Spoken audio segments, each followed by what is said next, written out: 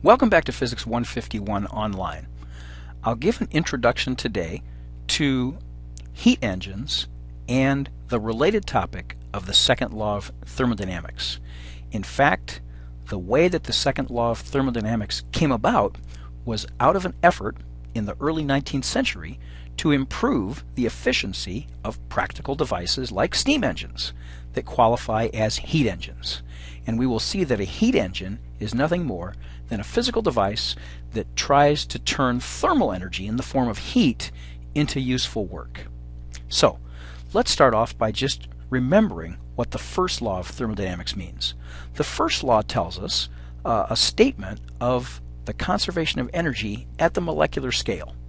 And so it relates the internal energy of the atoms and molecules that make up a substance to the heat that's absorbed or released by the substance, which is thermal energy, and then the work that that substance does either by expanding or being compressed. The first law tells us basically, because of energy conservation, there are some kinds of processes that we never observe in nature. And that's one way to think of conservation laws. They allow us to predict what will happen because they're basically telling us that there are lots of possible processes that just can't happen. So, in addition, though, to the first law, it turns out that there are some processes in nature that would not violate the first law. Nevertheless, they are never observed. So here, let's imagine that we have a system. Could be a bucket of water, could be a box that has air inside, but it's a system that's at temperature T1, and then there's a second box that's at a higher temperature T2, greater than T1. And so one could imagine if these two systems are brought into contact that it's possible thermal energy might be transferred from the lower temperature to the higher temperature object. That would not violate the first law of thermodynamics, because what would happen is that the internal energy of the substance at T1 would be reduced and the internal energy of the substance at T2 would be increased. Right? That would account for the transfer of an amount of heat Q. However, it turns out that this process is never observed spontaneously in nature. So what's going on? That's not the first law of thermodynamics. That's something else that's involved. And so the impossibility of this kind of a process that we never observe in nature is expressed by the second law of thermodynamics. And the first way that it was expressed historically was in the description of the operation of heat engines. What's a heat engine? I already mentioned it's a device that's used to turn heat or thermal energy into some useful kind of work. But what's important is to realize that an engine, if it's going to operate more than once, if it's going to operate over and over again, it must be based on a cyclic process. And we will use primarily gases in order to understand the behavior of heat engines. So we'll be looking at the state of that system on a pressure-volume diagram. So in a cyclic process, wherever the gas starts out at a particular value of pressure and volume, it has to return to that point through a closed cycle. That's a cyclic process. And as a result of that, we know that when the system comes back to the state that it started with, it's got to have the same internal energy that it started with. Therefore, for a cyclic process, the internal energy change, delta U, is zero. And that greatly simplifies what we know from the first law. Schematically, here's the classic diagram of a heat engine. You have the engine itself, which is going to absorb thermal energy, Q sub H, from a hot reservoir, which is usually some large object or system that has a temperature T sub H, that's the high temperature reservoir. And then the engine uses some of that thermal energy that it absorbs to convert it into work. Maybe this engine is the gas inside of a metal cylinder with a piston on it.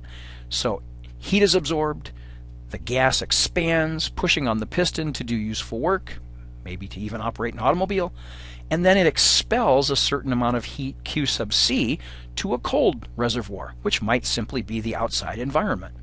And that cold reservoir, we imagine, is at a temperature T sub C. So notice what's happening is thermal energy is absorbed, used to do work, but we assume that there's some waste heat, some of the initial amount of heat that could not be converted into work. So in this context, from the standpoint of the engine, Q sub H is being absorbed, so that's positive. W is the work being done, so that's positive, right? The engine is doing useful work. And then the engine is releasing heat, QC, so QC is negative. So from the first law, we already know that delta U is Q minus W, and I'm just writing Q net here because it's important that we take into account not only the heat absorbed but also the heat released. So delta U is Q minus W. For a cyclic process, we know that delta U is equal to 0, so therefore the work done is the net heat, which is the heat absorbed plus the heat released. Notice again, that plus sign is there because we assume Q sub C is heat that's released, which means it's going to be negative. Alright, so now we're in a position to do an important calculation that has to do with the efficiency of this heat engine. And it's pretty obvious how you would define efficiency. You would want to take the work done and divide that by the heat absorbed. The heat that could be converted into work, but in this case is not completely converted into work. So for our simple engine, we already wrote down that the work is QH plus QC. Divide that by QH, and so another way to write down this efficiency characteristic is 1 plus QC over QH.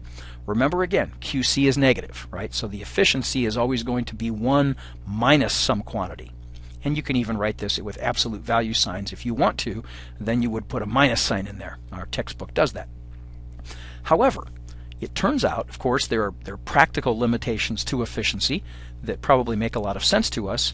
These are due to factors like the loss of thermal energy, perhaps through the walls of the container inside which our heat engine operates. There's also friction. If you have metal parts moving against one another, you're always going to lose some energy due to friction. And then the kinds of the first law of thermodynamics applies to equilibrium processes, and then there are sometimes processes that happen in non-equilibrium fashion. So those are all practical limitations that will cause the efficiency to be less than the maximum value that it could have.